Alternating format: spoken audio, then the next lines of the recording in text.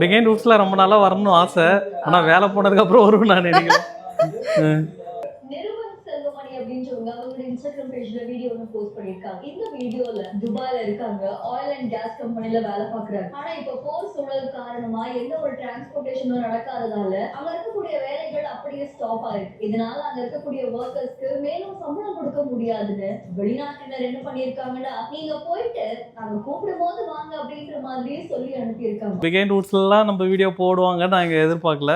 But ஆனா வேலை இல்லாத நேரத்துலயும் சிரிக்கிறாரு இந்த மனுஷன் அப்படின்னு சொல்லி போட்டிருக்காங்க. அது வந்து என்னன்னா நிறைய பேர் கூட கேட்டிருந்தாங்க ஒய்ஃபு இந்த நேரத்துல சிரிக்கிறாங்கன்னு. இப்போ அந்த சொல்லுவாங்கல்ல, அழுகையினோட உச்சம் இல்லை சோகத்தினோட உச்சமே சிரிப்பு தான். அதுக்கு எடுத்த ஸ்டெப் என்ன பண்ணணுன்றது யோசிச்சுட்டு இருக்கும். என்னென்ன பண்ணணும், நெக்ஸ்ட் எப்படி வேலை தேடுறது, வேலை எப்படி கிடைக்குன்னு. வேலை கிடைச்ச பிறகு போடும் ஒரு வீடியோ. ஆமாம், வேலை கிடைச்சதுக்கு அப்புறம் கண்டிப்பாக வீடியோ போடும். ஏன்னா நான் வந்து பட்டிமன்றத்துக்கு போனப்போ ஒரு வீடியோ போட்டிருந்தேன். இந்த பட்டிமன்ற ஆடிஷனில் செலக்ட் ஆகிறேன், மதுரை முத்தையா பக்கத்தில் உட்காடுறேன், நான் வந்து பட்டிமன்றத்தில் பேசுகிறேன்னு. அதே மாதிரி நடந்தது. நிறைய பேர் ப்ரே பண்ணியிருந்தாங்க. இதுதான் என் கான்ஃபிடென்ட்னு நிறைய பேர் போட்டிருந்தாங்க. அதே மாதிரி எனக்கு கண்டிப்பாக கான்ஃபிடென்ட் இருக்குது. ஏன்னா 5 வருஷம் எக்ஸ்பீரியன்ஸ் இருக்குது இந்த ஃபீல்டில். இந்த டே 1லேருந்து ஆயில் அண்ட் கேஸில் தான் ஒர்க் பண்ணுறேன். அதனால் அந்த ஒரு கான்ஃபிடென்ட் எனக்கு இருக்குது. கற்றுக்கின வேலை என்றைக்கும் மறக்க முடியாது இல்லை. ஸோ அதனால் வந்து கண்டிப்பாக வேலை கிடச்சிரும். வேலை கிடச்சதுக்கப்புறம் திரும்ப வீடியோ போடுவோம். ஆக்சுவலாக அந்த வீடியோ நாங்கள் எதுக்கு போட்டோன்னா, ஒரு ஃபேமிலிலையும் இதே சுச்சுவேஷன் தான் இப்போ நிலவிட்டு இருக்குது. அவங்க அதை வந்து எப்படி எடுத்துக்கணும், நாங்களே இதை எப்படி எடுத்துகிட்டு அடுத்த ஸ்டெப்புக்கு போகிறன்றதுக்கு அவங்களுக்கு ஒரு ரெஃபரன்ஸாக இருக்குன்றதுக்கு தான் இந்த வீடியோவை போட்டோமே. இந்த நேரத்தில் பிகைண்ட் ரூட்ஸுக்கு வந்து நன்றி. நிறைய பேருக்கு திரும்ப எங்களுடைய வீடியோ போய் ரீச் ஆகணும்னு சொல்லி அவங்க போட்டிருக்காங்க. அவங்களுக்கு இந்த நேரத்தில் நன்றி பிகைண்ட் ரூட்ஸுக்கு. என்னம்மா நிருபர் செல்வமணி வருது, அவனால ஏத்துக்க முடியல. என் பேரை சொல்லிட்டாங்க திரும்ப.